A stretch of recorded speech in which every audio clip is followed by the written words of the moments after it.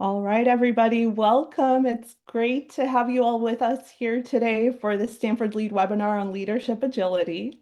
We're going to get started in just a couple of minutes, but as folks log in and get comfortable, we would love to invite those of you that are here with us today to join us on camera. It's always great to see the faces behind the names on the screen.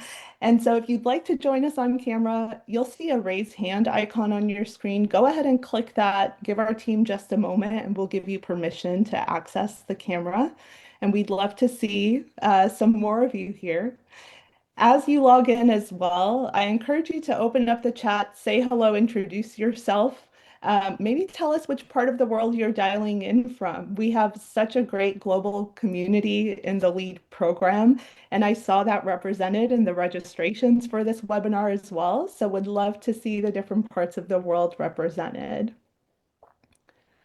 Great. Richard and Victor, welcome. Great to see you on camera. I see some more folks are in the process of joining us as well. And it's great to see all the different parts of the world in the chat. I saw Argentina, South Africa, Italy, France, Luxembourg, Kenya, Brazil, New Zealand, New York, Georgia, Egypt, Maryland, Mexico, Peru. Incredible. Well, thank you all so much for being here. And I want to start off by extending a very warm welcome to each of you. My name is Marina, Program Director for Stanford LEAD, and on behalf of our entire team at the Graduate School of Business, we're so glad that you've chosen to spend this time with us today, and we hope you'll find the engagement here useful as you practice developing your own leadership agility and at the same time, get a bit more insight into the Stanford LEAD learning experience today. Now, as we get started, I want to actually just take a moment to share a little bit of background into how our discussion today fits within the broader context of Stanford GSB, and particularly within executive education. Now, at the GSB, we offer a rich portfolio of executive programs that are designed for leaders at all stages of their careers. And these programs range from short, self-paced online courses to immersive programs on campus that take place over the course of 1 to several weeks.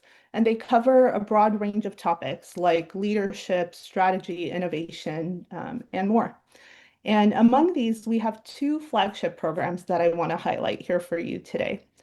The first is our Stanford Executive Program, or SEP, which is designed for senior career leaders leading at the highest levels of their organizations.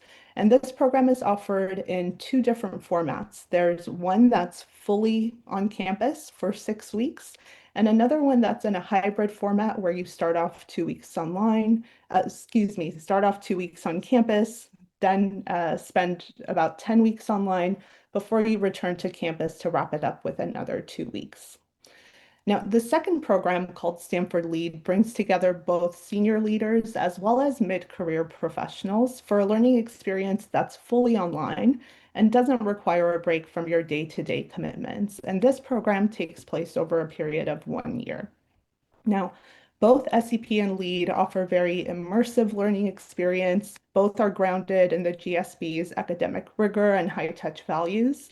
And in both of the programs, participants engage deeply with our Stanford faculty, with your peers, and with ideas that really drive meaningful and lasting change and growth.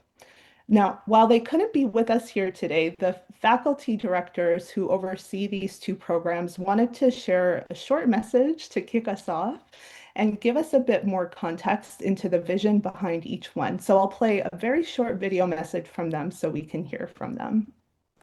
Hello, I'm Bill Barnett, Faculty Director of the Stanford Executive Program, known as SEP, and Professor of Leadership, Strategy, and Organizations here at the Stanford Graduate School of Business.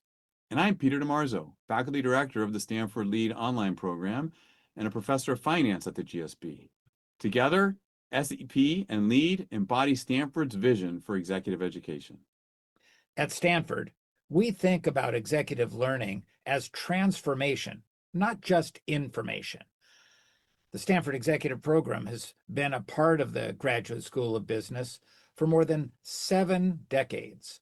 It was founded on a bold idea: that senior executives could transform the way they lead by stepping out of their routines and immersing themselves in deep reflection, learning, and conversation. Both the formal education and the informal aspects of the Stanford Executive Program are crucial in changing the lives and trajectories of the executives who come and take part in it. Over the years, the Stanford Executive Program has become a defining experience for senior executives from all over the world.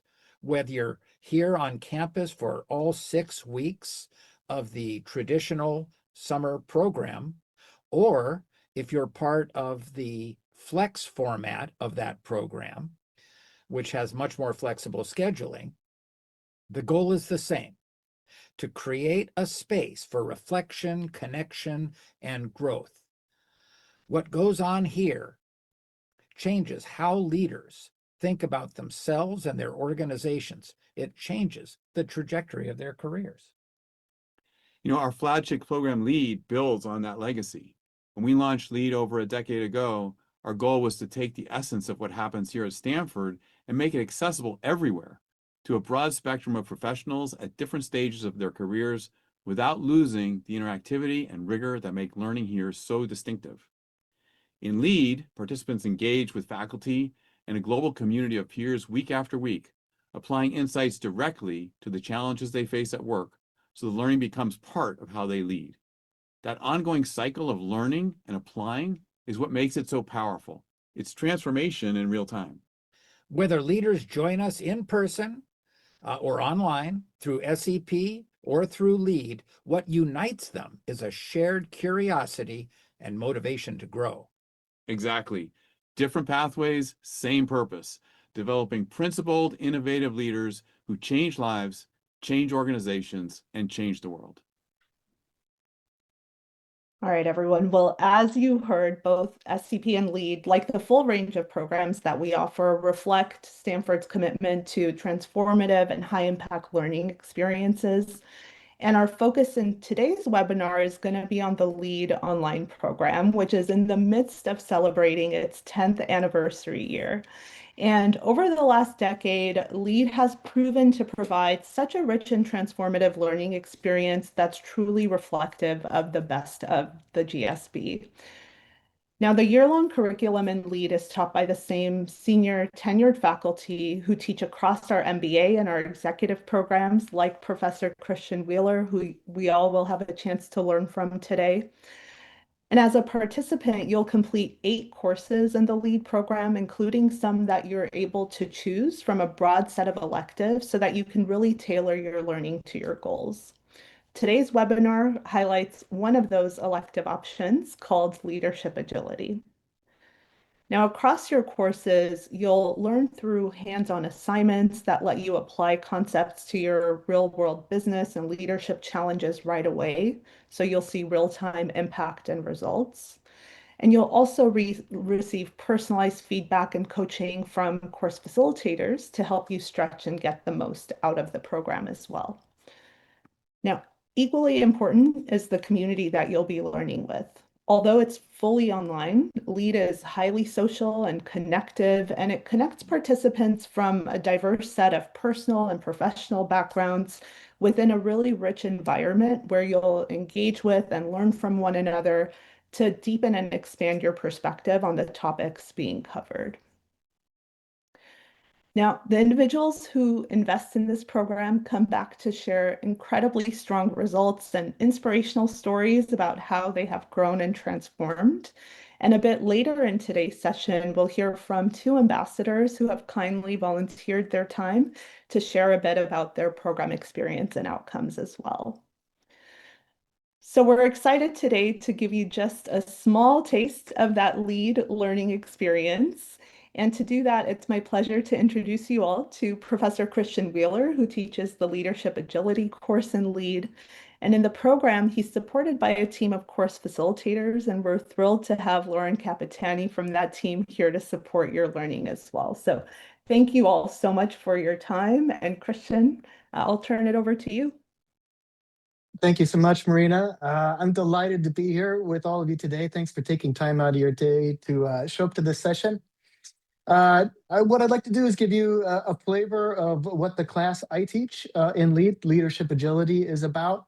We'll maybe have time to do a quick exercise so you can get a flavor of how your thinking might be changed by the course. And then I'll turn it over to Lauren to tell you a little bit more about the structure and format of the course. So let me share my slides here. So leadership agility is based on a couple of reactions or responses to psychological tendencies that we all have.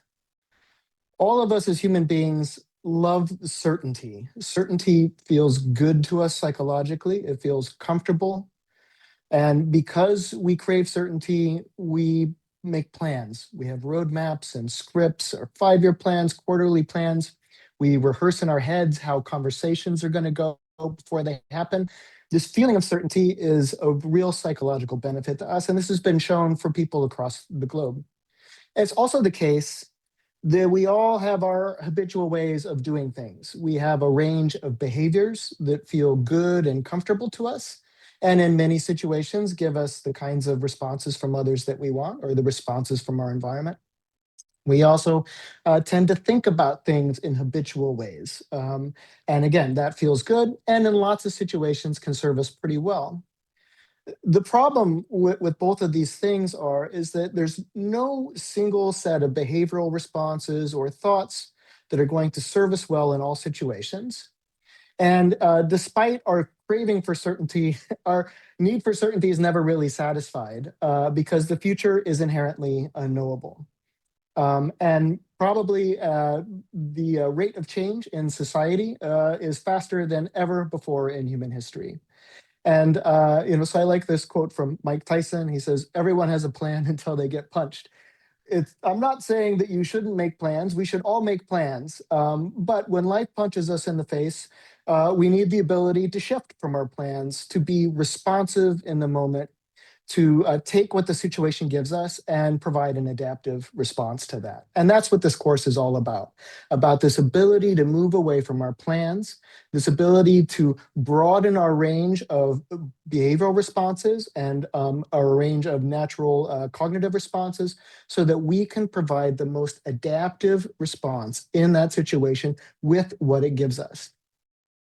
And so it is definitely a fact that leaders have to function effectively across varied and unpredictable contexts. And so when you can broaden your range of behavioral responses, when you can have a set of tools that will enable those varied responses, you're going to be a more effective leader. So here are some of the things that you acquire in this course, or some of the skills that you practice in this course. One of them is noticing more. To notice things, the first thing you need to do is to be present. Simply put your thoughts aside and be aware of what your senses are providing you. To shift the focus away from yourself, we naturally have a lot of internal focus, to put that on our conversation partners or to pay attention to what's happening in the situation. And to be able to notice offers. And I'll describe what offers are in a second, but offers are things in the environment that can provide us ability to change our behavior in a more adaptive way. Another thing is making use of what you have. In everyday life, we don't always have the range of tools that we want, but we can often construct creative solutions from the things that we have. But it's also the case that these offers in the environment can provide us with more creative responses than we would have even sometimes if we did not have those constraints. And we'll see an example of that in a bit. And then the ability to use mistakes as accidents. What you will find both in business and in life, and certainly in your creative pursuits, that what we would normally think of as accidents are actually gifts to us, that they can lead us to more interesting ways than we had initially planned in the first place. Another thing is letting go, and that's a big focus of this course. When most of us, when we think about taking classes, we think about all of the things that we're going to add, all of the knowledge we're going to acquire, all of the tool sets and so forth, and you'll get that for sure in this class. But we also need to practice letting go of a number of things. One of the things we let go of is our shadow stories. These are beliefs we have about ourselves that often limit our ability to function in certain environments. Things such as, oh, I'm no good at this, or I'll never be able to do that, or this person is always that way, or I've done that before and it never works. to let go of that and to let go of prejudgment and to see what the situation is actually giving you and to see what your conversation partner or your interaction partners are actually like. The willingness to move away from your prior agendas, to take in the situation, and the willingness to break your routines to respond in a different way when the situation asks for that. And then the last thing that builds on that is adapting to the context. And so all of us have a range of responses that are in our strike zone. These are the ways that we typically behave and think in situations that feel good to us. But in certain situations, we want to be able to, for example, modulate our status, to raise our status or to lower our status in that moment to achieve our objectives. We want to be able to broaden our array of nonverbal responses to convey what we want to our partners. We want to be able to shift our tactics in real time instead of just sticking to a plan when our plan has proved to be incorrect. We want to be able to incorporate suggestions and offers in the environment to follow the flow and to be able to play off of our interaction partners. So I'm going to play a quick video for you from the great pianist Herbie Hancock, who's going to talk about this both in the context of jazz music, but also in the context of life. And it was a really hot night. The music was tight, it was powerful, it was innovative, and fun. We were having a lot of fun, and the music was on. Tony Williams was burning on his drums, and so right in the middle of Miles's solo, when he was playing one of his amazing solos, and I'm trying, I'm in there and I'm playing. Right in the middle of his solo, I played the wrong chord. A chord that it just sounded completely wrong. It sounded like a big mistake. And I did this and I went, oh, like this. I put my hands around my ears. And Miles paused for a second. And then he played some notes that made my chord right. He made it correct, which astounded me. I couldn't believe what I heard. Miles was able to make something that was wrong into something that was right, with the power of the choice of notes that he made and the feeling that he had. And so I couldn't play for for about a minute. I couldn't even touch the piano. But what I realize now is that Miles didn't hear it as a mistake. He heard it as something that happened, just an event. And so that was part of the reality of what was happening at that moment. And he dealt with it. He found something that, since he didn't hear it as a mistake, he felt it was his responsibility to find something that fit. And he was able to do that. That taught me a very big lesson about not only music, but about life. We can look for the world to be as we would like it to be as individuals, make it easy for me. That idea. We can look for that.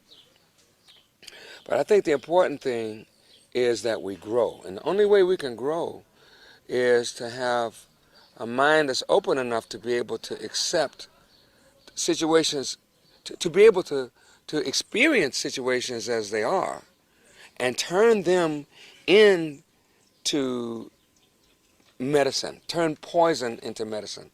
Take whatever situation you have and make something constructive happen with it.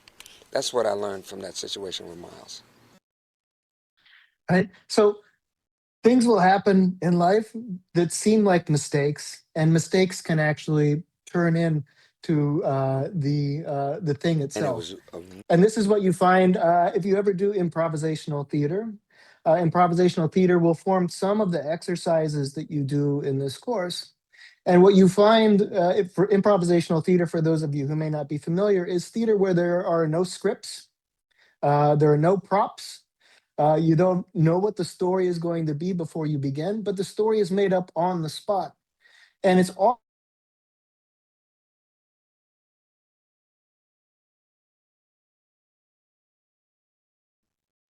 Did we lose Christian? Lauren, did we lose him? Oops. All right, we'll give Christian just a moment to return. He left us on a bit of a cliffhanger. We're going to take this as an offer, not as a problem. We'll just give him just a moment to reconnect here. And in the meantime, we can all remain agile. Yeah, absolutely. We'll have to ask him if this was him testing us on how we do here. Zoom had a mistake there. Sorry, everybody. It was an Yeah. offer, Christian. It was an offer. It was an offer. I gave everybody a break to catch up. Okay, can you see my screen?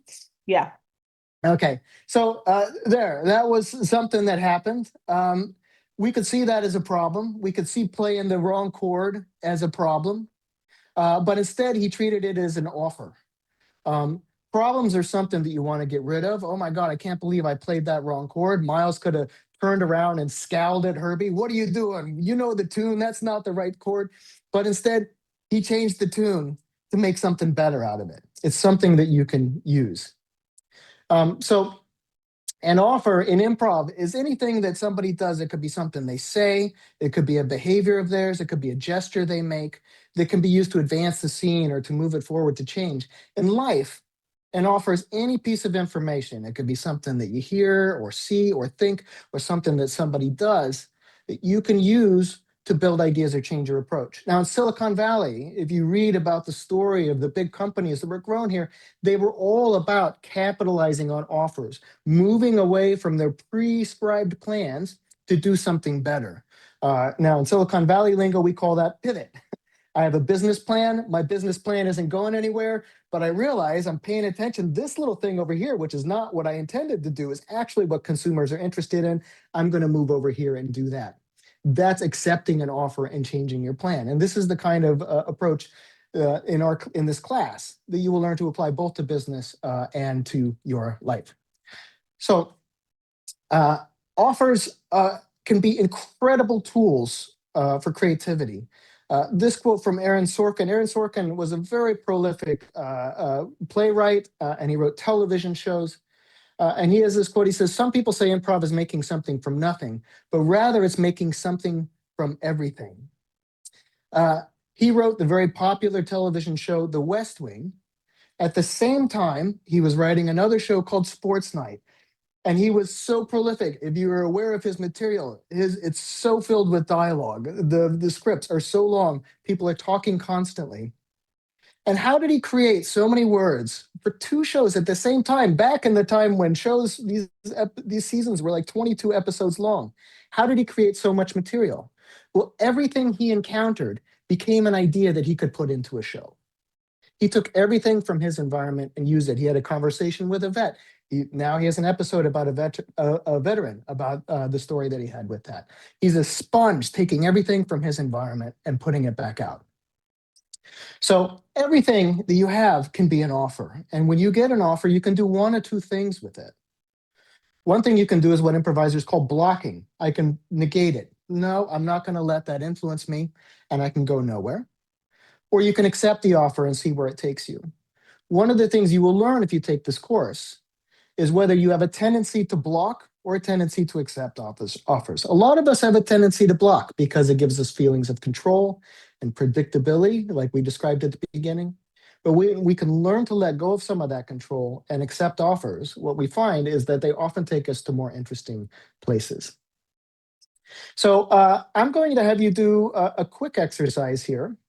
And what I'd like you to do is to write a spontaneous story. I'm going to give you about 90 seconds to do that. So you can just open up your notes application or whatever you use to produce text on your computer. And I'm going to call on Lauren, our fantastic CF for the course, one of them, to give you a title to your story to get you started. Do you have a title that people could write about, Lauren? When the fish went on vacation. When the fish went on vacation. Great. So you've probably never written a story like that before. So I'm going to give you around 90 seconds to tell the story of when the fish went on vacation. And I'll just quietly sit by while you do that.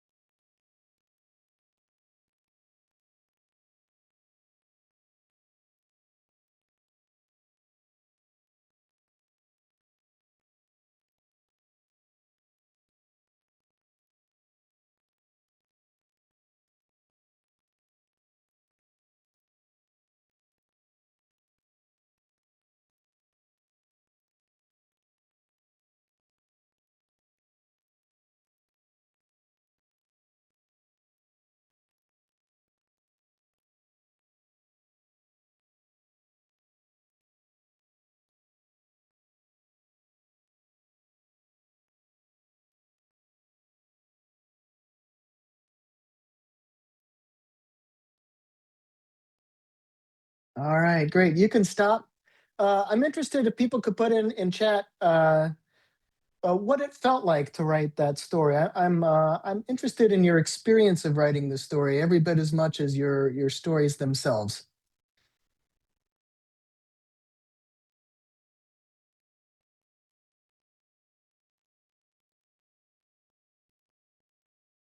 Great. We have a lot of very creative people here. I guess no one's challenged by the terrifying proverbial blank sheet of paper in front of them.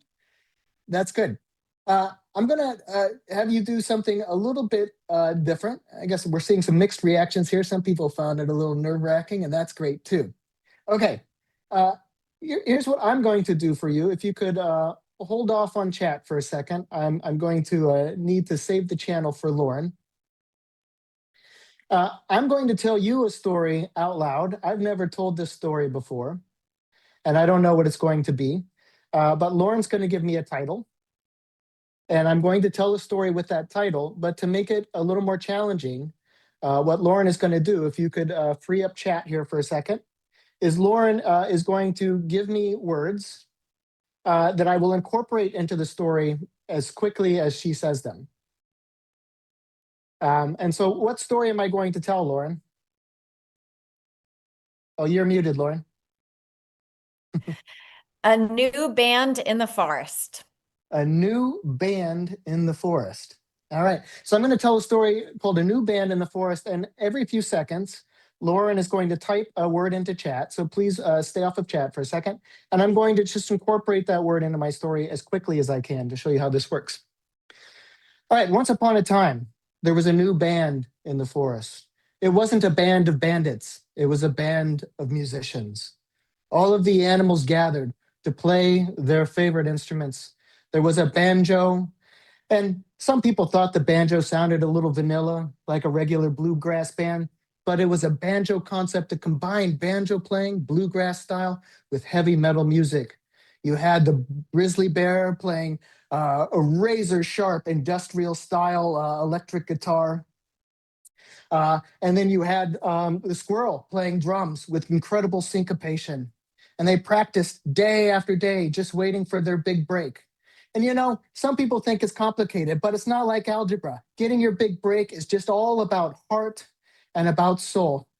Lauren's the only one give. All right, anybody can give me words. I'll incorporate.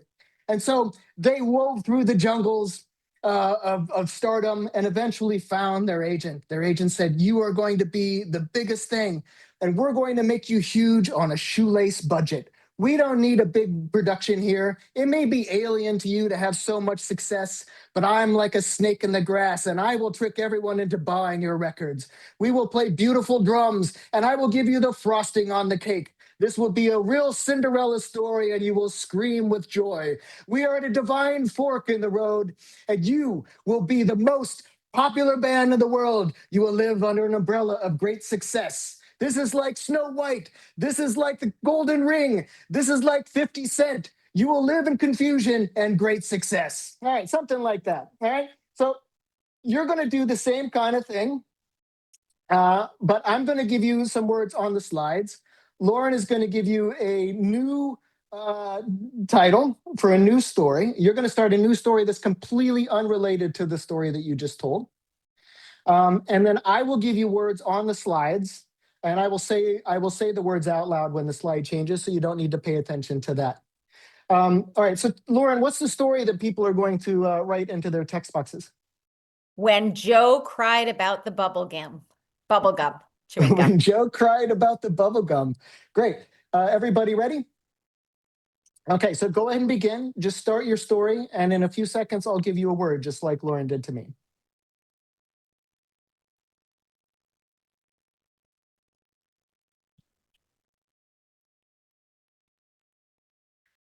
Lipstick.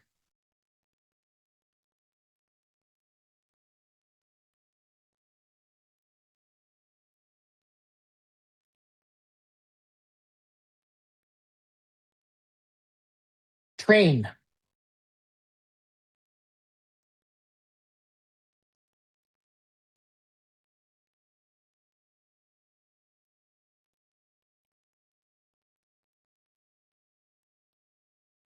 Guitar.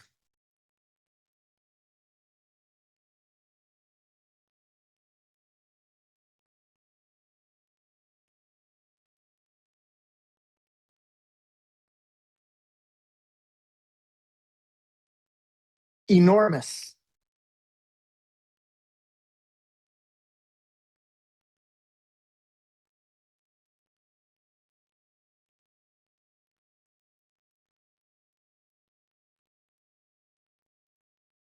Desert.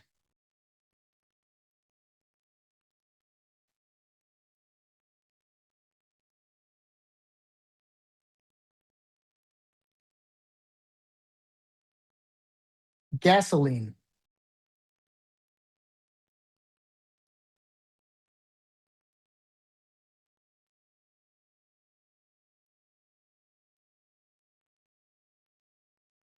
Envelope.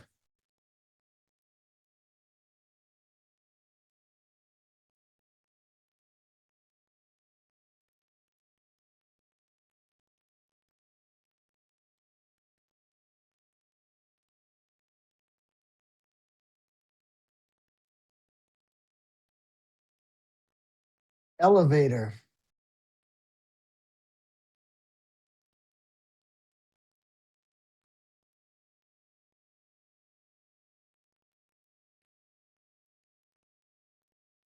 Test tube.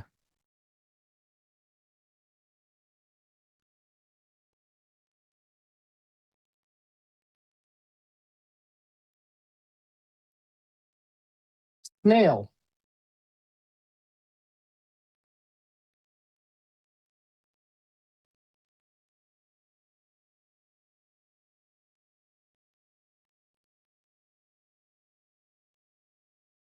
All right, try to bring your story to a close.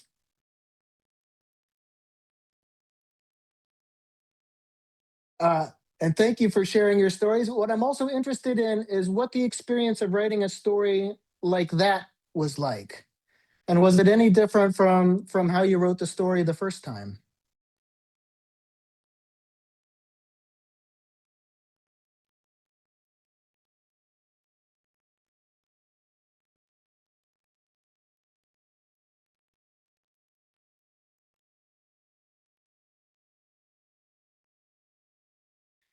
Great. So some people found it easier. Some people found it more challenging. I also threw those words at you pretty quickly because I got to turn the mic over to Lauren here on time. And so I know I was challenging your typing speed there. This is an example of incorporating a lot of offers very quickly. And you can think of offers as gifts. That we sometimes think of constraints in creativity as something that inhibits our creativity.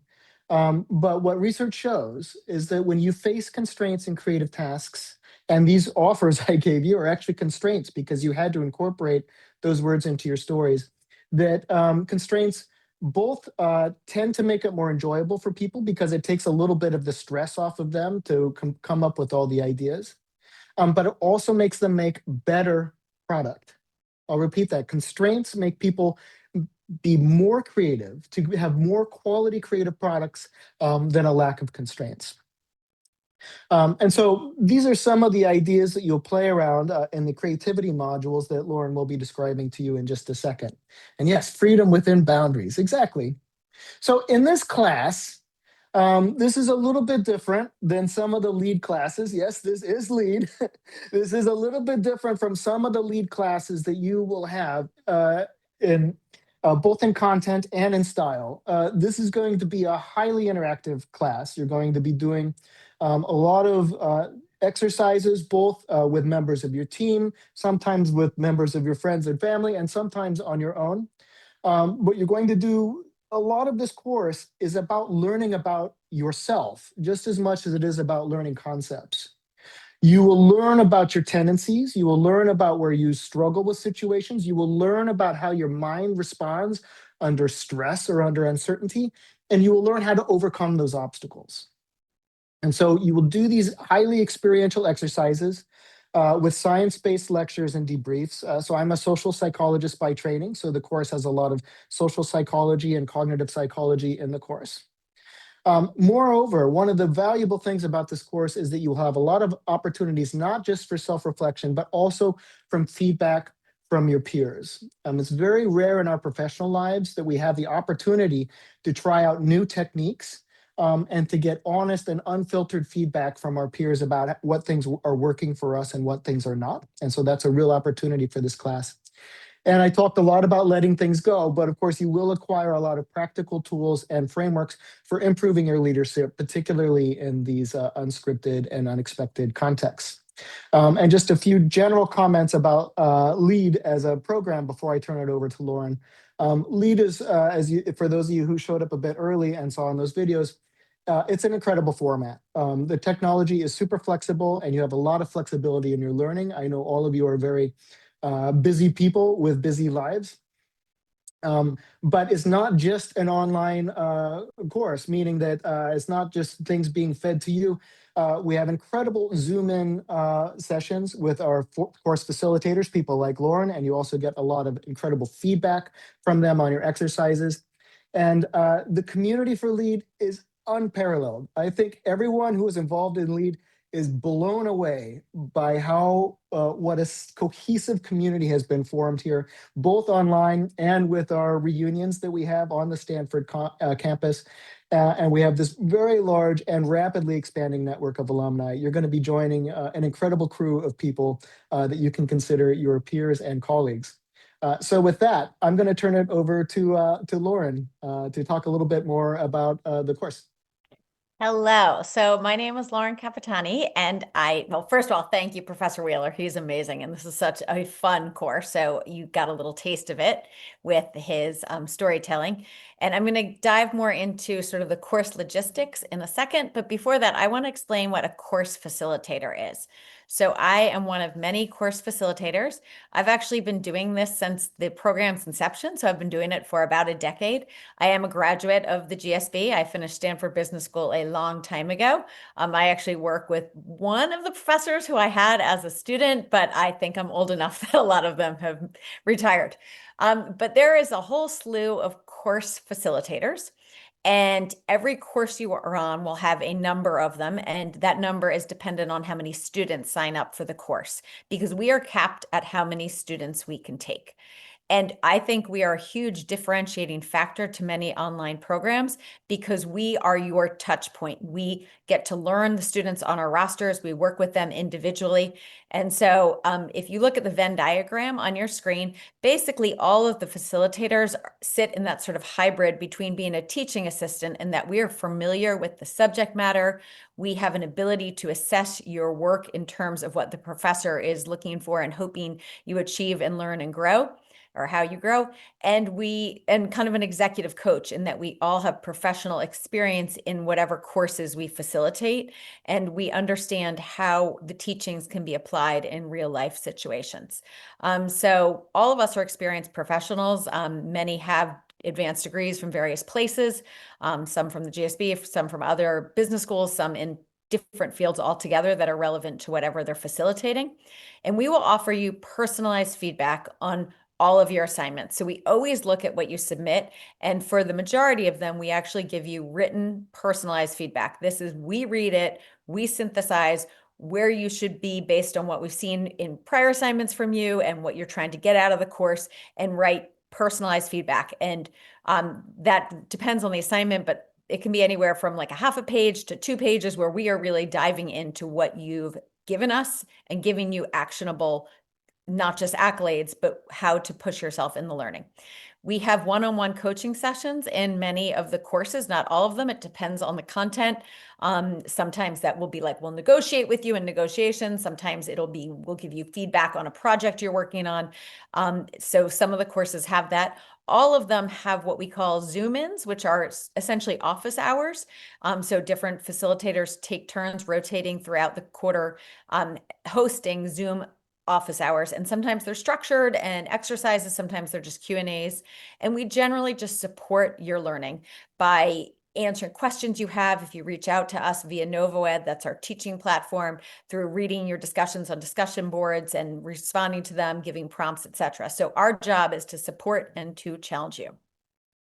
Next, we will look at sort of the course overall for leadership agility. Each course is 8 weeks, and you will see there are 10 boxes on this sheet. 8 of them pertain to a week, which in this course is a module. So all of the courses are broken into modules, which are like chapters. Many of them, one module is 1 week, but sometimes in some courses, a module might be 2 weeks or 3 weeks. And then the 2 red boxes are the intro and the end of quarter. Now, for the intro, that is material you'll be able to access before the quarter starts. And it has things like the timeline. Like, so if you looked at this outline, you can see when things are due. So if you're a busy professional, you can figure out if you need to do something in advance or how you're going to fit that into your schedule. It will also have information about the course, if there's going to be teams or not, and how those teams are formed. So some courses have teamwork, not all of them do. In this course in agility, we do have teamwork, and the teams are self-formed. You're going to introduce yourselves on the forum and kind of meet teams. But if you don't do that, we will form a team for you, and the exercises you will do will either be with your team or with other people in your life to practice these, because part of being agile is interacting with other people often. And then it will have any sort of special rules that that course might have, if there's different timing or different rules for that. So in this course overall, this is leadership agility, and Professor Wheeler has talked to us about why agility is needed and important. And I contend it is an amazing life skill and leadership skill, and 100% needed for every leader. And I always say that what is so amazing to me about this course is I sort of liken it to like making your bed in the morning. If you look, there's a lot of research on actually getting up and making your bed can change your trajectory in life. And it seems silly, but it is research backed, and there's a lot of happiness and control, but also that little action sort of sets your day in motion to be more productive, and then you end up being more productive overall. And I liken a lot of the exercises in this class to that. They seem small, they might even seem silly when you do them, but when I have seen students engage in this course from start to finish, they think differently when they emerge on the other side. And then we have 8 modules that we work through to get there. So spontaneity is becoming uncomfortable with failure, kind of what Christian talked about today, being able to adjust when things like your Zoom stops working and you have to pop back on, and just being able to roll with that. Then we get into creativity. This is the through line of the course, and you have a creative project. And so that you do throughout the whole course. In module 2, it's introduced, and we examine the problem. So we teach you, using frameworks and research, how to really look at a problem and make sure you're looking at the proper problem. Then we move into teamwork. I'm not going to talk about that now because I'm going to go into it in depth. Then we look at motivation. This is really fun. You take a survey that's pretty in-depth and you figure out what your values are. And you also ask a friend or coworker or family member to take that survey and you compare the results. And so you understand what motivates people at the end. Then we look at behavioral cues. What cues are you giving off when you talk, and what cues are other people giving, and sort of looking beyond just the words and the content, but how you are presenting and how that affects other people and how it affects you when other people present, and trying to learn how to sort of control our behaviors so we give off what we intend to. Then we get into status. Do you want to have high status or low status, and how we moderate that? So really fun with some videos, and we have some video exercises along that. And then rapport, we learned some frameworks for good conversation and listening. So, and then we, oh, did I miss the creativity? We wrap up, sorry, I jumped right over creativity. So module 6, we wrap up the creative project. So the one you start in module 2, we revisit that, and we then get some divergent exercise frameworks. So we learn how to brainstorm for all different answers that we might not have thought of for a problem, and then convergent frameworks so we can narrow down some of the best solutions. So we both practice that and get some frameworks for that. So now we're going to look at one module more in depth, and we're going to look at teamwork for that. So teamwork is module 3, and this is all about how you interact with other people to get the best outcomes that you can. So first, there's some video and reading on approach or avoidance orientation. How do you join a team? Are you nervous and reticent, or are you like really domineering? And so we kind of look at that. And then there are some more reading around communication, helping others, building trust. There's some research papers you're going to get to read, not super long, but learn about all of those different behaviors and how they affect your teamwork. Then you have this quiz game. It's really fun. It's this asynchronous partner activity where you take a quiz on information you don't know, and a partner you are assigned that's not from your teamwork takes the same quiz at a different time, and you are graded. And it's really interesting, more to learn not how you do in terms of your grade, but how do you approach whether you own answering questions or whether you give that to somebody else to answer. Then you get together with the team that you've self-selected or been assigned in your intro, and you create a movie pitch. This is done via video. You share it with your facilitator. You'll get feedback, but you're going to come up with a storyline for a movie. And the main part of this is seeing how you interact in a group. There's something called yes and we spend a lot of time working on that. And so you get to apply it. And there's a few frameworks you'll practice with your team before you go into the movie pitch. And finally, when you're done, one of the most important things is that you then reflect on how it felt to be part of the team.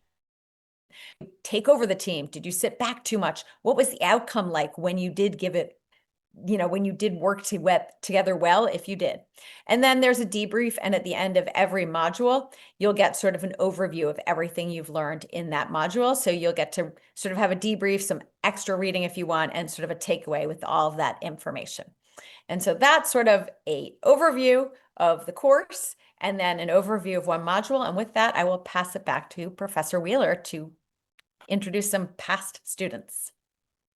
Excellent. Thank you, Lauren. That was great. Yeah, so as Lauren said, we have a couple of past participants who wanted to share how the things they learned in the course affected their leadership in their work context. So I guess first I will call on Mamta. Are you ready to present, Mamta? I am ready, and this time no slides, Christian. It's just be my voice and my video. Oh, Yeah, it's all yours. it's all right. Okay. In terms of introductions, I think I love data, technology, and people, and I make the most for the company in trying to retain the value from data. And my superpower is about breaking silos, not just technological silos, but also in how teams operate and work together with data and AI. And this was perfect for Professor Wheeler's class because nowhere is technology changing at the fast pace as at the intersection of data and AI. Everything becomes outdated in just a minute like that. So when I came to this course, I chose a very particular personal, interpersonal challenge that I wanted to address. I lead quite a few cross-functional decision-making forums where you make high-stake decisions with very senior leaders, sometimes even C-suite leaders. And my challenge was, how do I manage the energy in group settings? So I was thinking about wanting to create space for diverse voices to be heard, to have a richer solution, but at the same time, keeping discussions focused and productive. So I found myself oscillating between over directing conversations or either stepping back too far. So, how do I strike this balance? Now, Professor Wheeler, as well as Lauren, mentioned a couple of things, not a couple, three things that strike out for me. One is status, rapport, and spontaneity. Because how do you, in the moment, cope with that changing situation? So the status ladder helped me perceive, become more aware of my own posture, my tone, and the way I invited others to join the conversation. The behavioral cues like micro moments, eye contact, nods, right? And even silence, pausing before questions, right? Gave space for others to join in the conversation. And my absolute favorite was improv, right? In the spontaneity, how do you take those offers? And one of the things I would say is the value of the yes and. How do you build on contributions instead of pivoting too quickly? So, and especially this becomes powerful in a cross functional setting because you are co creating solutions. And since applying these tools, what I find is people, especially colleagues, contribute more. And the dialogue with senior leaders have become richer. And I feel the meetings are more balanced. I feel my exec presence has increased, my visibility has increased. And two things that I want to take away in terms of how my leadership has changed because of this course. One is I spend more time in the problem space before jumping to solutions. And I'm surrounded by smart people. And how do I co create? I ask them the simple question of how do we solve for? By framing it like that, you're inviting collaboration, right? And overall, I feel like my role as a leader has shifted from not just directing and giving the vision, but for creating a psychologically safe environment where we encourage experimentation and getting better solutions that emerge collectively. So that for me is leadership agility in action. Mm. I love it, Mamta. That was so great. Thank you for sharing that. And you can see from what Mamta was talking about, this ability to be able to shift, even within the context of a meeting, to be able to dial your status up or down, for example, to be able to move things along when they need to move along, or to encourage more open participation, can be such a valuable skill. And this ability to be able to involve other people in problem solving in productive ways, as you will learn in the teamwork module that Lauren presented, can be such an incredible skill. Thank you so much for sharing that, Mamta. I really loved it. Thank you, We have Krishna. one. We have one more past participant who wanted to share some things, and that is Mike Green. Are you ready to talk, Mike? Absolutely. I feel for a chunk of what I'm going to share, I could just say ditto to Mamta. She did a great job sharing a lot of what came up in the course, and it really was a fantastic course. Lauren was my CF for the course, and Christian just provides a ton of great material. But I'll go ahead and dive into my introduction here. So I'm Mike Green. I'm an engineer, and I manage a team in an electric utility that runs our energy efficiency, beneficial electrification, and EV charger program. I took the course about a year ago. I want to share what changed in my day-to-day work. One of the biggest things that I took from the course was how much listening can shift a conversation. I work with a lot of groups, my team, contractors, engineers, vendors, you name it, and everybody's got a different angle. So I started by asking more follow-up questions, letting people talk a little longer. I get uncomfortable with silence, so I want to fill that void. So it was a good thing for me to have to learn to sit with that discomfort.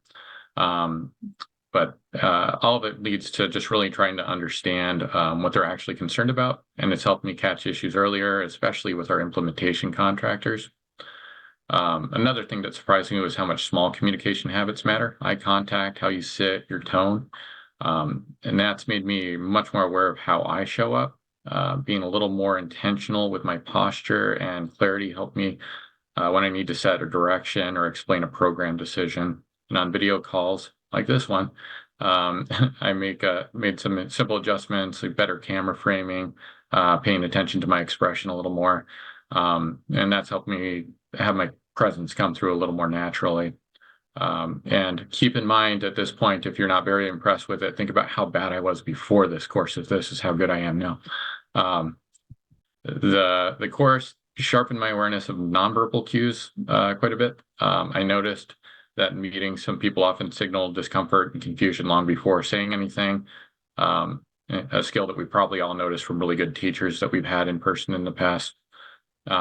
Once I started spotting those signals, I could jump in and ask clarifying questions sooner, and that prevented a lot of misunderstandings from turning into real problems. On the creative side of the materials that we are shared, the tools for generating and refining ideas are surprisingly useful. Our programs at the utility can be really structured. You can imagine with a conservative organization like an electric utility. So it's easy to default to how we've always done it. Using techniques like Scamper and Six Hacks that you'll study in the course, that allowed my team to explore ideas more broadly before we narrowed them down. It made program development feel a little fresher and more collaborative. Plus, the yes and mindset from Improv encourage more contribution and less shutting ideas down prematurely, and that's made the discussions a lot more dynamic. One of the most practical things that I brought back from the program was the pre-mortem. So before kicking off a new measure or a program update, we'll start by imagining that the project already failed. It sounds a little dramatic, but it opens the door for people to raise concerns they might usually hold back. When we've done it, team members have shared risks they might not have felt as comfortable sharing in a typical planning discussion.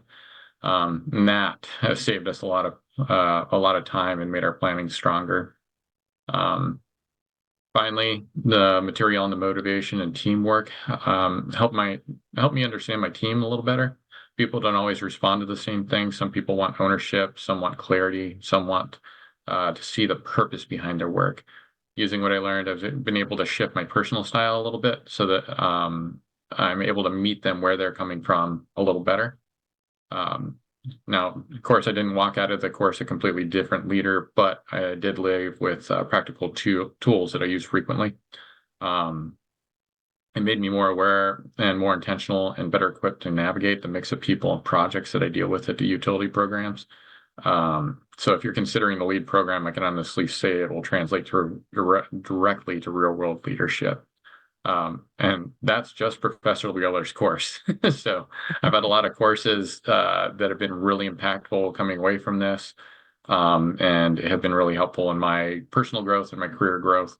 And in terms of time commitment, I'm obviously an engineer, manager, married, 2 kids, and 2 dogs that got to help manage the household. So I've been able to manage that with balancing that into my work life, but also big thank you to my wife for helping to take on some additional load while I went through it. But yeah, absolutely fantastic course, fantastic program, and still well connected with a lot of people that I came out of the program with. I still am in contact with a number of people that we, one, just friendships, and 2, being able to pick each other's brains on career issues because we're in different fields, but we're in similar roles. We're able to bounce ideas back and forth and share problem-solving skill sets that we've had. So thank you very much for listening. Thank you so much, Mike. That was great. I mean, Mike's story, I think, really encapsulated the things I had on an earlier slide about noticing more, about using everything, about letting go and being able to adapt to the context. That was such a fantastic summary of the course.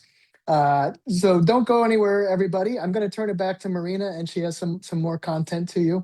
But thank you so much to Mike and Mamta. Those were fantastic summaries. I loved them both, and very heartwarming for me as an instructor. I really appreciate it.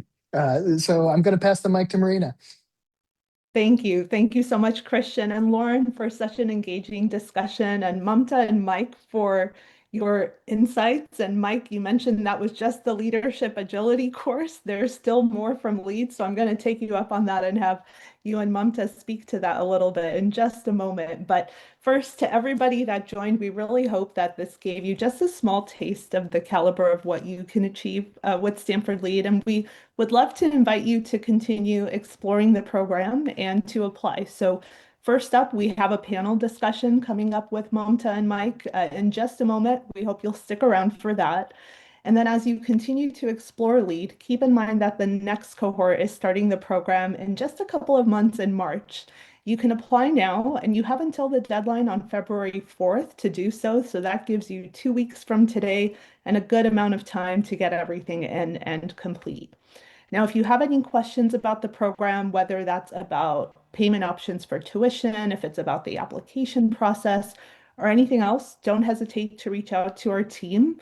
You'll reach myself or one of the wonderful folks that have been supporting us throughout the session with a LEAD team in front of our names, and we'd be happy to help you there as well. And we do hope that we'll have a chance to learn a bit more about you and your goals for pursuing LEAD through your application, and that we'll have a chance to welcome you to LEAD and the GSB community in March. So thank you all again for participating in this session. Christian and Lauren, thank you for leading us in that discussion. And at this point, we'll transition into that panel discussion with Mamta and Mike. And thank you both again for volunteering your time to be with us today. All right, so while you all heard them share about their outcomes from the Leadership Agility course just a moment ago, as you heard Mike say, that was just that one course, and there's a full 8-course long program that they completed, and they're here to share a bit more about their overall experience and outcomes. So over the next 30 minutes or so, we'll hear a bit more from both of them about why they chose to pursue LEAD, how the program impacted their personal and their professional growth. We'll talk about how they made it work with their busy schedules. You heard a bit about what Mike was juggling, and we'll dive a bit more into how exactly they approached making it work. And we'll also hear them share their tips on how you can make the most out of your own LEAD experience if you decide to pursue this program. Now, as we move through this discussion, if you have any questions that are a bit more administrative in nature, our team would be happy to take those in the chat. So please feel free to share those with us, and we're happy to respond to you there. All right. Okay, well, let's get started. And I know that many of you all on this call are thinking about the next steps in your own professional development journey. And I hope that you'll find the discussion here today useful as you think about where LEAD fits in that context. And actually, our panelists were in your shoes not too long ago, considering in the program themselves. So I'll open it up by asking our panelists to share with us why they chose to pursue LEAD. And Mamta, we'll go ahead and start with you. Thank you, Marinee. Then when you asked me this question, I was actually reflecting as to why did I choose, and at that time particularly. Right? Professionally, I was already operating at a senior level, but what I was noticing frequently was that the problems I was facing was no longer purely technical. They were more around influence, ambiguity, cultural differences, and leading through uncertainty. So when I looked at the LEAD program, I was wanting to upskill myself. I always push myself to do more, the growth mentality. And what I found was that LEAD wasn't positioned as a toolkit program or a generic leadership program. It promised something more for me, which resonated, which was how to help leaders think differently, to lead change differently, because that's the one constant in life, which is change. And as leaders, you need to be in a position to make the right call, the right decision. How do leaders behave under pressure? How do they frame problems? How do they build alignment, right? How do they think about trade-offs? How do they think about value? How do they think about strategy?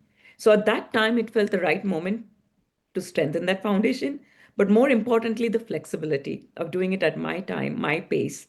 And I wasn't looking for a quick answer. I knew it was going to be challenging, and I wanted to become a more adaptable leader.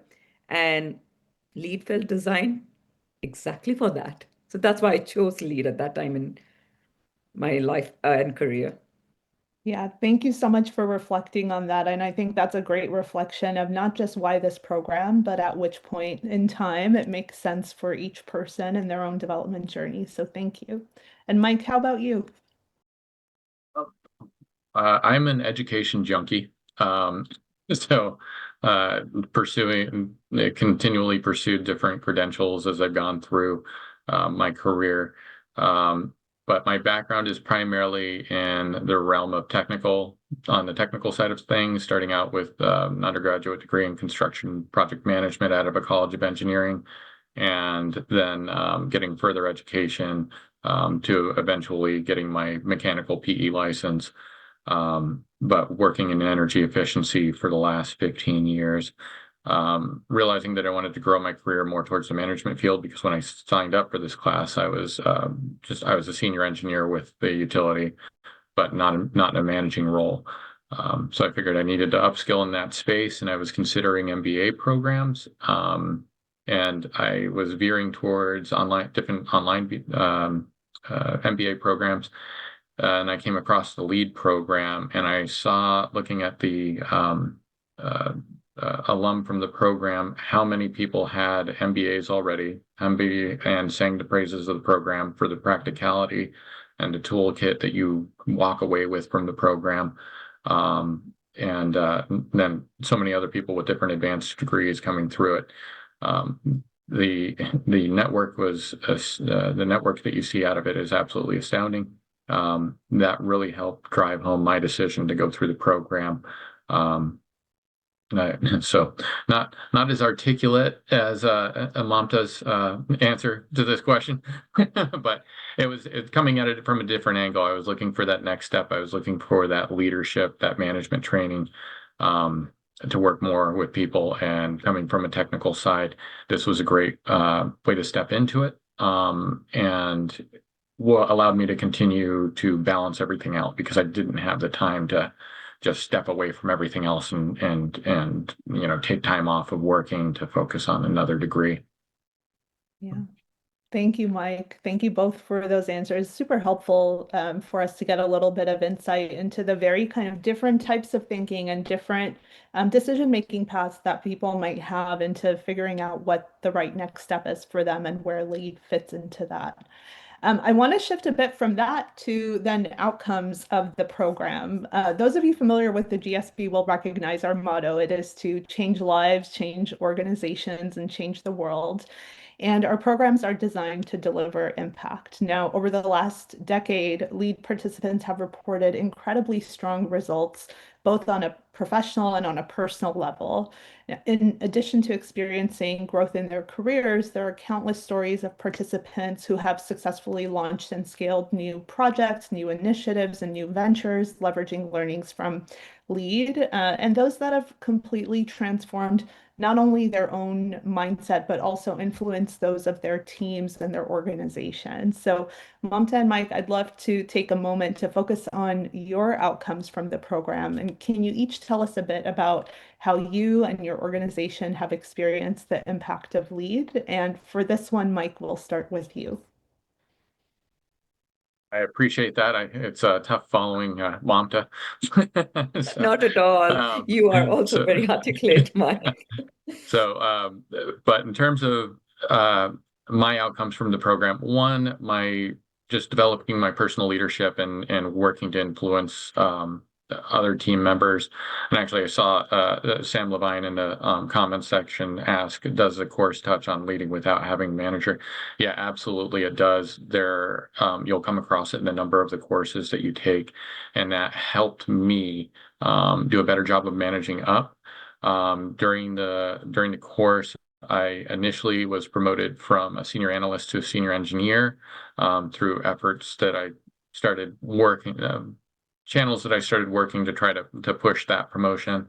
And then about halfway through a little more than halfway through the program, I was promoted to managing the team that I'm working with. And a lot of that had to do with with the skills that I was able to show in leading individuals around me and leading our contractors, but also in other soft power tools that you walk away from the program with, that helped me work to influence and create a comfort level with the idea of me being the manager of the group for my team. So there's a lot of that. And on top of that, I've enjoyed the program so much, I've actually taken 4 courses after completing the LEAD program. Incredible. And that speaks to your education junkiness a bit too, Mike. It's great. Or as we call it, lifelong learning here at Stanford. All right, Mamta, how about you?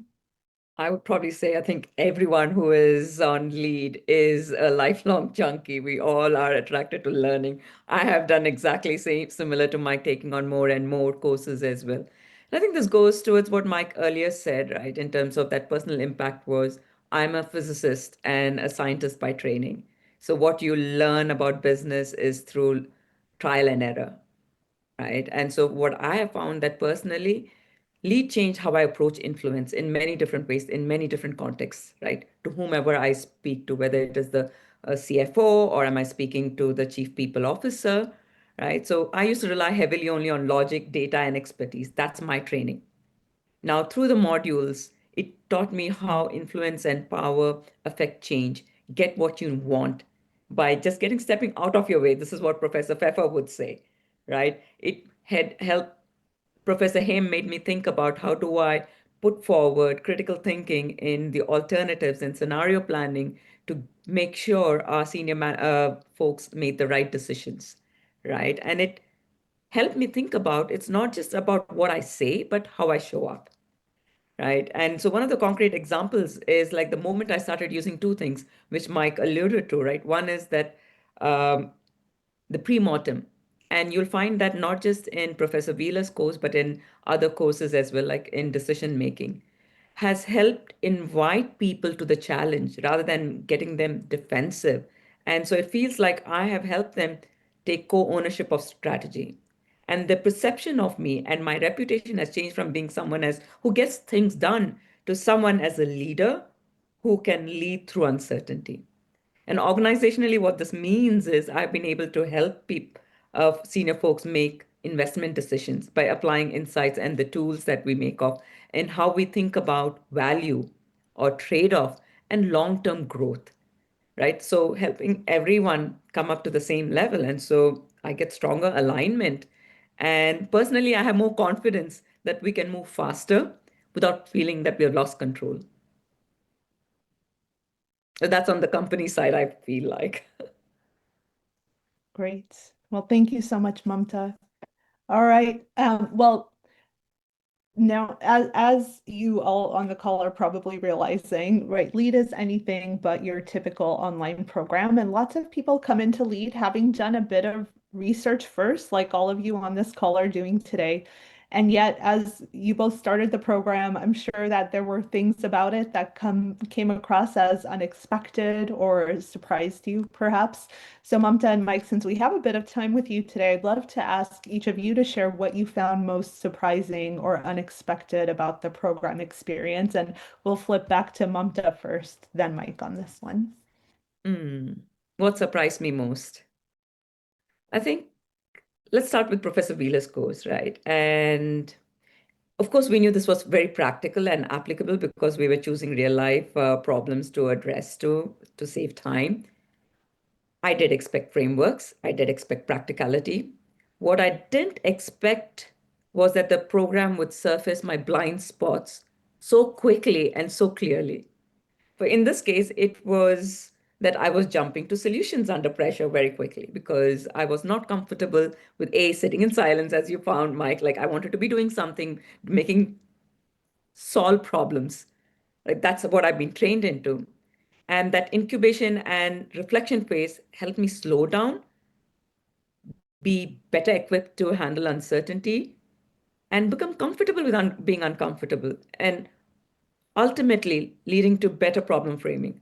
Now, how many of us have figured out halfway down that we have been solving for the wrong problem? I will raise my hand right now, right? And that's because we don't ask ourselves, are we solving for the right problem? The other surprising bit was obviously the people, right? How much they challenge and push you, the course facilitators, your peers, your team members, you'll find that you will revise your submission over and over again because they have challenged you to be a better version of yourself, things that you can do better. So yes, I knew I was signing up for a virtual program, but this was way more than I got. And I got lifetime friends whom I still am in touch with. And I think Jenny asked a question about networking. What else more than friendship, right? It is not transactional. It is much more relationship building. I've seen friends actually help each other get jobs when in this current economy, when people were being laid off in the technology sector. So you get what you put in. That's what I would say. Absolutely. Thank you, Mamta. And Mike, what surprised you most? So some context, before taking this class, I had taken a class on business implications for artificial intelligence through MIT's executive education program, and a course on what was it? The Booth School, Chicago University of Chicago Booth School of Business had a course on what is behavioral economics. And the format of the course is much, the Chicago school had a similar format to the way the course is offered. The MIT's was much different, was quite a bit different. This program, the format was really, really well put together with the mix of live sessions, the mix of videos, the readings that they share, really well put together. And then it was the first time I experienced the network building. Having been involved with the MIT program and the Chicago program, this is head and shoulders above those programs in terms of the relationships that you build coming out of the program. The stages are really nicely set with the first couple of classes, critical and analytical thinking and financing innovation, where you're assigned to work with a set group, and you really get to know those folks well. You build a strong relationship with them, and then everything just kind of spiders out from there. So that was a really nice surprise. How well things are put together, how well they build the networks out of this program. And actually, it's one of the things that's continually highlighted about MBA programs is the impact.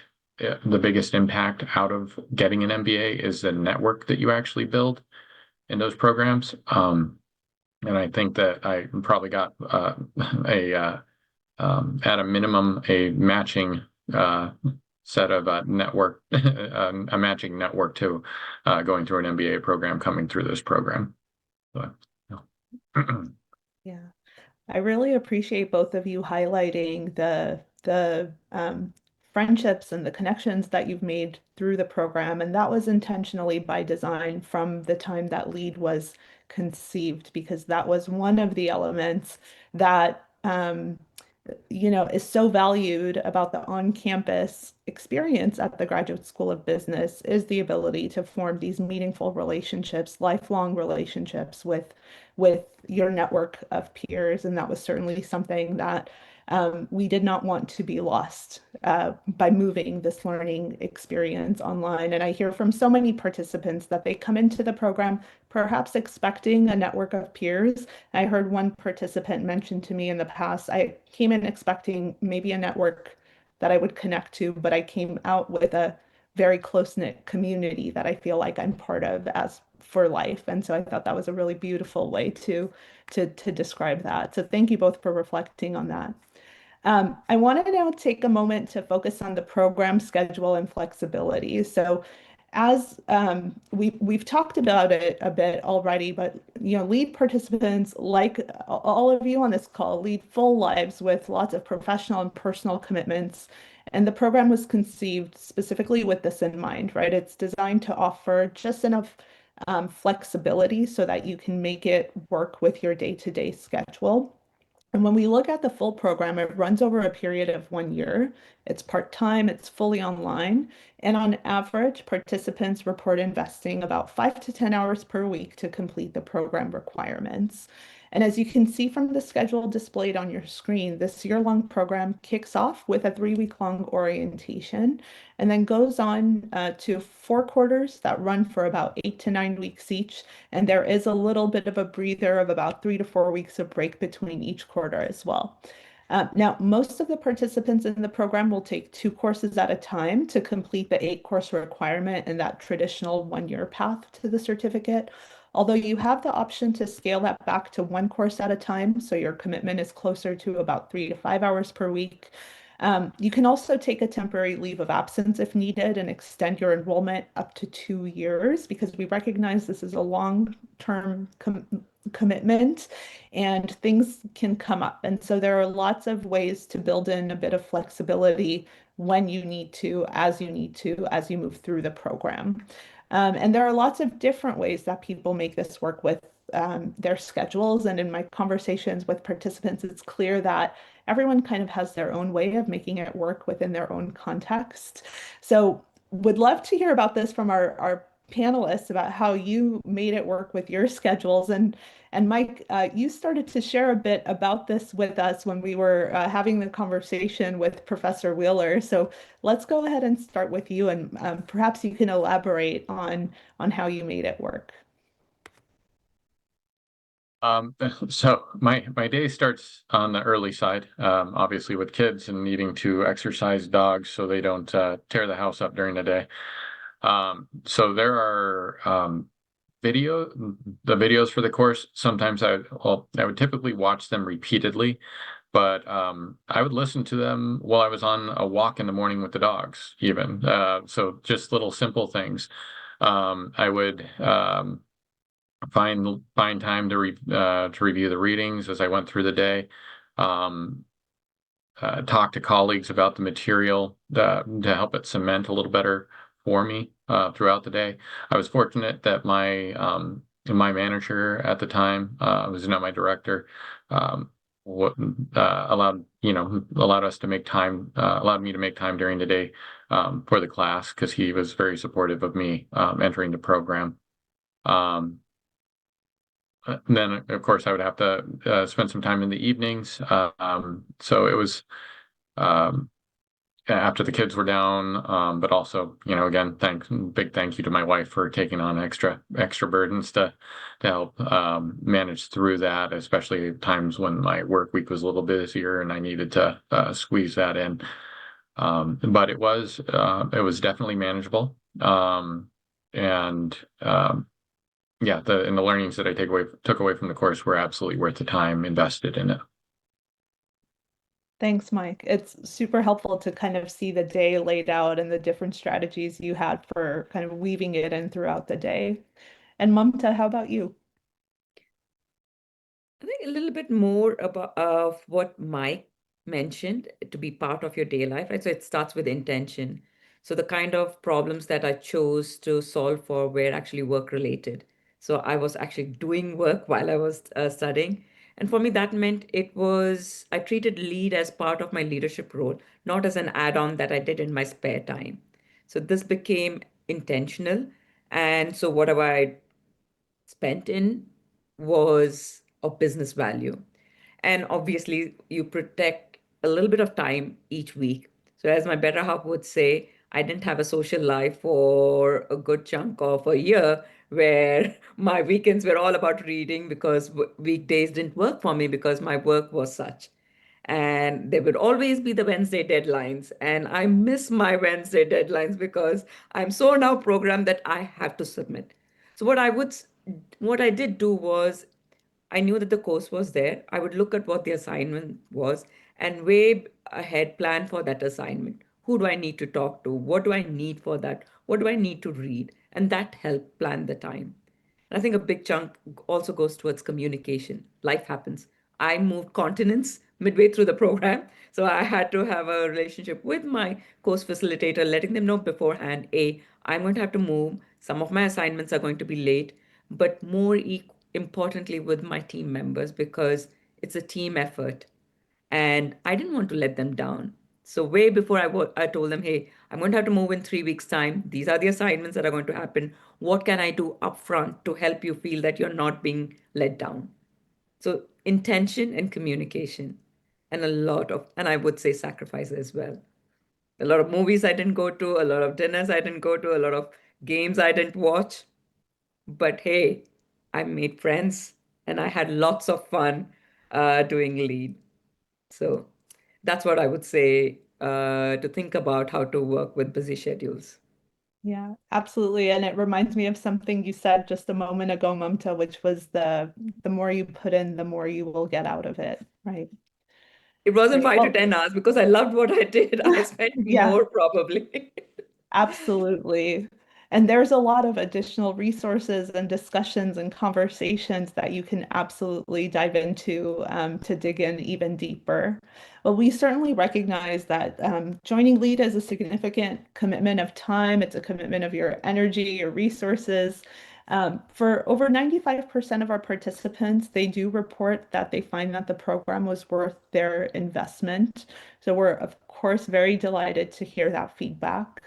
On the financial side, the program tuition is billed in 4 quarterly installments of 4,800 US dollars. And we have options. I know many of you have been asking questions about this in the chat. We have options to spread your payments out over multiple years as well, which we hope will be helpful as you plan, whether that's because you are potentially utilizing tuition benefits from your employers or planning your personal finances. We're happy to help kind of talk through and think through what those options are so that you can help maximize your annual reimbursement caps or just make it a bit more feasible over a couple of calendar years there. Now, as you weigh how this investment would fit into your own personal and professional development journey, we've asked our panelists to candidly reflect on their own decision to join the program and what it's meant to them since. So, panelists, I would love to ask you, just looking back, was Stanford LEAD worth the investment for you, whether in terms of time, money, opportunity costs? Tell us a bit about your perspective on that. And Mamta, let's start with you. Absolutely. The return on investment wasn't just about personal growth, it was also about organizational impact. So let me tell you a little bit about personal growth. As I mentioned, I moved continent when I midway through this.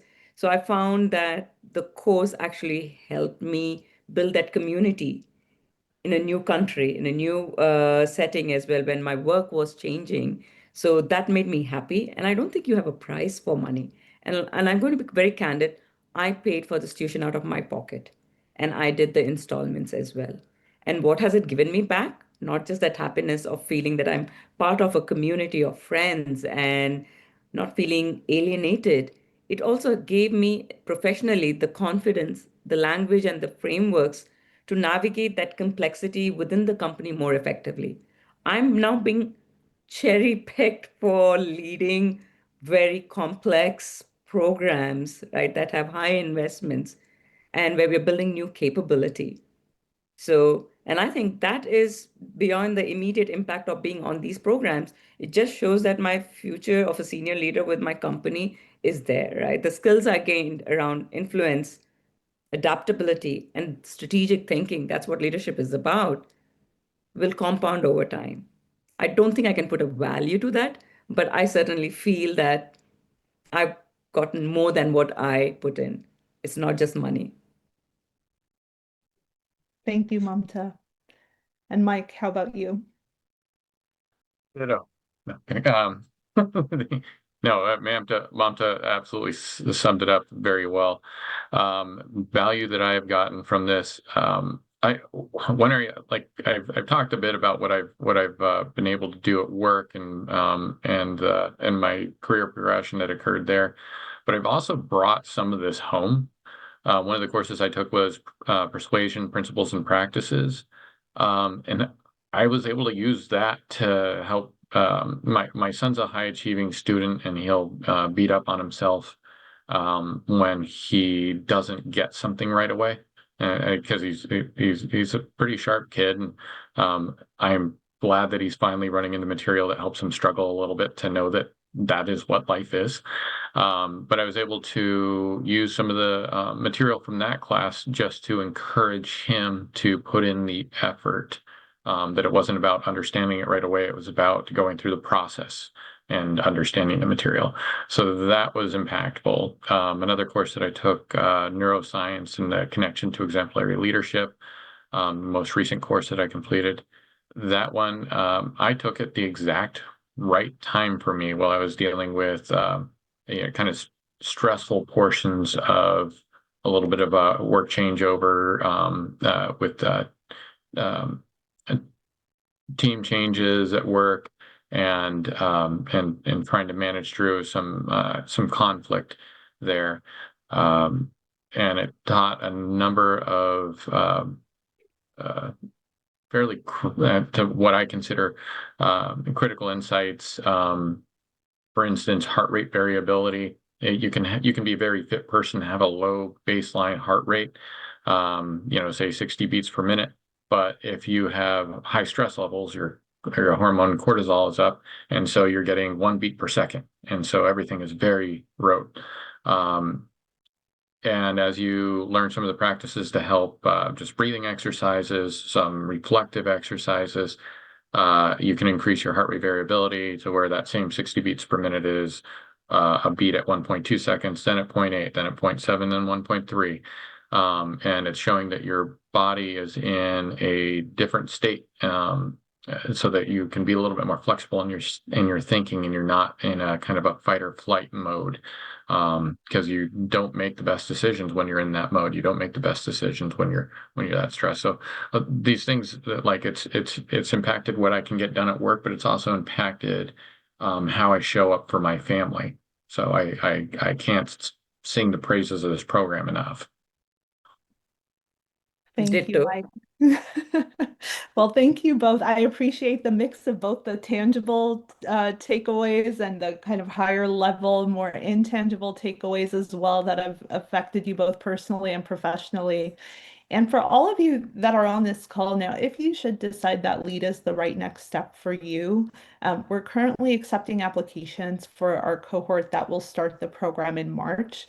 And you have until the application deadline on February 4th to complete your application. So that gives you 2 weeks from today to get your requirements in there. We're looking forward to learning a bit more about you through your applications as well. And we do hope that we'll have a chance to meet some of you as we welcome you to LEAD and to the Graduate School of Business community this March. We'll wrap up here. Thank you again so much, Mamta and Mike, for making the time for us today, for sharing your insights. And thank you all for your engagement throughout the discussion. As you continue to explore LEAD, don't hesitate to reach out to our team, and we're happy to be helpful. I'll drop our email address there in the chat for you. Until then, please take good care, stay in touch, and I hope everyone enjoys the rest of your day. Thanks, everybody.